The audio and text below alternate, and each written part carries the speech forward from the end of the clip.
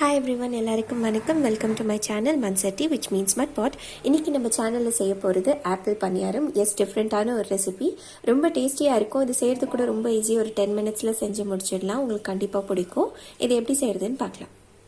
Apple பனியாரம் செய்கிறதுக்கு first மாவு ready பண்ணி எடுத்துக்கலாம்.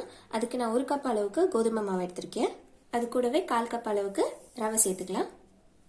அது கூடவே 1 டீஸ்பூன் அளவுக்கு எள்ளு சேர்த்துக்கணும். 1 டீஸ்பூன் அளவுக்கு துருவின வெல்லம், கொஞ்சமாக சோடா சேர்த்துக்கலாம். அது கூடவே கொஞ்சமாக உப்பு. இப்போ இது எல்லாத்தையும் சேர்த்து நல்லா மிக்ஸ் பண்ணி எடுத்துக்கலாம். தண்ணி ஊற்றுறதுக்கு முன்னாடி ஒரு வாட்டி நல்லா மிக்ஸ் பண்ணிக்கோங்க. அப்போ தண்ணி ஊற்றுனா கட்டி கட்டாது.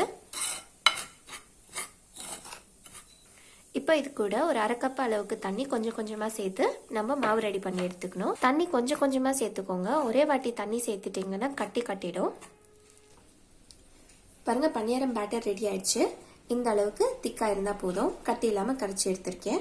இப்போ நம்ம ஸ்டஃபிங் ரெடி பண்ணி எடுத்துக்கலாம். நான் ஸ்டஃபிங் செய்யறதுக்காக ஒரு ஆப்பிள் குட்டி குட்டியாக கட் பண்ணி வச்சிருக்கேன். அதை சேர்த்துக்கலாம். அது கூட 1/2 கப் அளவுக்கு துருவன தேங்காய், 1/4 கப் துருவன வெல்லம். இப்போ இது எல்லாத்தையும் சேர்த்து நல்லா ஒன்றா மிக்ஸ் பண்ணி எடுத்துக்கலாம். நீங்கள் இன்னும் கொஞ்சம் ஸ்வீட் அதிகமாக வேணும்னு நினச்சிங்கன்னா நீங்கள் இன்னும் கொஞ்சம் துருவன வெல்லம் சேர்த்துக்கலாம். அப்படி வெல்லம் இல்லைன்னா நீங்கள் சர்க்கரை கூட சேர்த்துக்கலாம். பாருங்க, ஸ்டஃபிங் ரெடி ஆயிடுச்சு. இப்போ இதை நம்ம சைடில் எடுத்து வச்சுட்டு பனியாரம் எப்படி சொல்றதுன்னு பார்க்கலாம். பனியார சட்டி வந்துட்டு நல்லா காஞ்சதுக்கு அப்புறமா நம்ம நெய் தடவிக்கலாம். நெய் சேர்க்கலாம், நீங்கள் எண்ணெய் கூட சேர்க்கலாம். இப்போ நம்ம ரெடி பண்ணி வச்ச மாவு வந்துட்டு பனியார சட்டியில் ஊற்றிக்கலாம். ஹீட் வந்துட்டு மீடியம் ஃப்ளேமில் வச்சுக்கோங்க. இப்போ நம்ம ரெடி பண்ணி வச்ச ஆப்பிள் ஸ்டஃபிங் வந்துட்டு இதில் சேர்த்துக்கலாம்.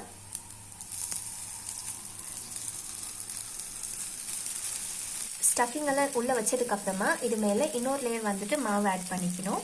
நம்ம வச்ச ஸ்டஃபிங் வந்துட்டு கவர் ஆகிற அளவுக்கு மாவு ஊற்றிட்டா போதும்.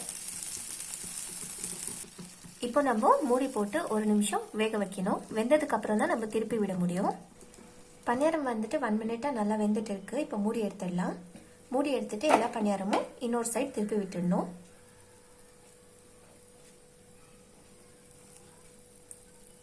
ஆப்பிள் பனியாரம் 2 சைடும் நல்லா வெந்துருச்சு. இப்போ இதை நம்ம மோல்ட்லேருந்து எடுத்துடலாம்.